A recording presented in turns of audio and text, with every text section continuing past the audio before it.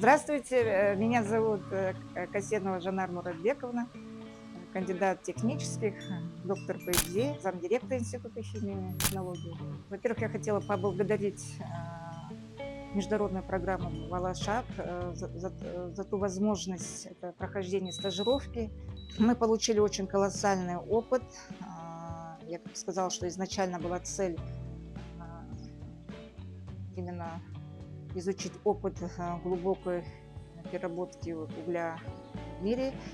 Этот институт был сформирован в 1956 году, и, соответственно, это говорит о том, что он имеет больше полувека научный стаж.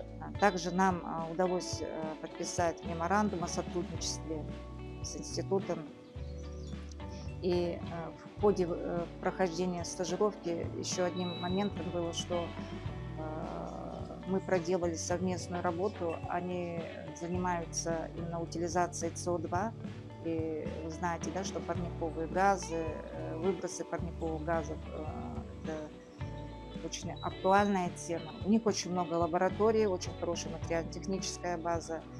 И на сегодняшний день мы с ними сотрудничаем. Об этом говорит факт, что в прошлом году мы сами были соорганизатором форума, угольного форума, который каждый год, и в этом году вот будет 5 июня, в прошлом году 7 июня, да, 2024 был международный форум угольный, и приехал доктор Соболевский, это директор Института энергетики и топлив.